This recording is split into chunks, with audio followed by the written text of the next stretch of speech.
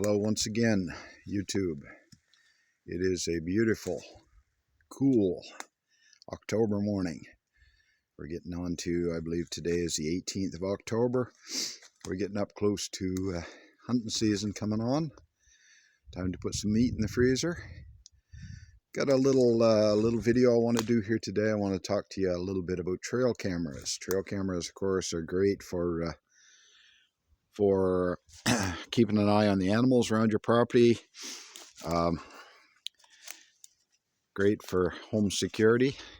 You can keep an eye on who's wandering around your property. And trail cameras come in a number of different types. Some pretty basic, some pretty decent. I've got trail camera set up here. I've got a little bait out here for the deer, some apples, some grain. I was putting down some carrots. I see most of my carrots are gone through the night. This is a nice little spot here because I've got a property boundary line going back there. You can see the ribbons on the trees. There's a cut on the crown land above me here, and they left a little block of ground here, so there's an edge going up there. Deer, moose will tend to follow an edge. They'll follow a property line because property line sometimes gets cut out, cleaned out, and so it makes a path that they'll follow for years. So I've got the property line, or the boundary line coming in there. I've got the edge of this piece of uncut woods going up there. I've got the clear cuts, about 3-4 year old clear cut starting to regrow.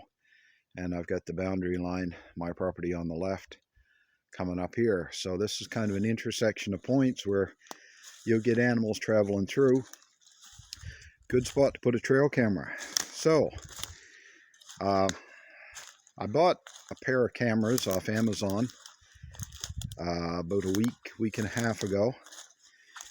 I don't like to spend a lot of money on trail cameras because trail cameras have a tendency to walk away.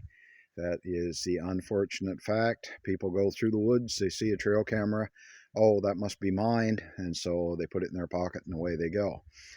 I bought these cameras here. These are called iZeeker. We can focus in on it here. iZeeker. On first opening these up, they came in a nice presentation box. I was impressed with the overall quality of the construction, the case. Good and sturdy. Like it's a good hefty camera. Feels good. Good sturdy latches on the side here, metal loops on the latches, and it looks good. It's got about a 5-foot nylon strap there. Can fasten it around a pretty good sized tree. These cameras I think were about $58, $59 each off of Amazon. I bought a pair of them. The functionality of these is good. The construction is good, like it's good hinges. It just feels like a solidly built camera. It doesn't feel cheap and cheesy. The manual that came with it, of course, was printed in several different languages. Very concise, very easy to understand. Of course, if you've used trail cameras much, then you'll have no problem setting these ones up. They're pretty standard for what most trail cameras do. And these ones offer the opportunity to put a pin number in. I've got this locked out right now, but on these you have the menu button. At the bottom you have the mode button. You have 2 scrolling buttons and the enter button. Pretty straightforward and standard for the way most trail cameras are. And there you can see the screen is coming up there, and it's getting ready to take a picture. The screen is quite clear. It's not pixelated that badly. You're able to make out pretty good impression of what's on each of your pictures as you're scrolling through. And so all in all, I was impressed initially with the camera. It looks good. It functioned well. Easy to set up. Now these cameras take 8 AA batteries, so if you're sticking out 5 or 6 of these cameras, you want to have a couple of bricks of batteries with you. Battery power seems to stay up good. Like I say, I've had these out about a week, and the battery power seems to hold up pretty good. I don't know what it'll do in cold weather. We're only getting down to about 40 Fahrenheit overnight here now. Sometimes a little bit under that, but I'm assuming that they'll hold up decently even in cold weather. But okay, there's the pros of it. The cons.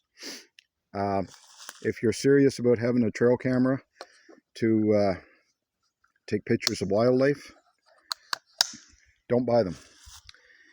The reason I say that, I've had this camera set up in 2 positions on this bait, and I had another trail camera set up out this property line a little ways. I'm getting 4, maybe 5 pictures in a 24-hour span off this camera, and like I say, we are this far away from these apples and grain. Now you say, okay, well, maybe the animals aren't coming in, and so that's why you're not getting any pictures. Well, okay, right there, you see that spruce stub? Right there on that spruce stub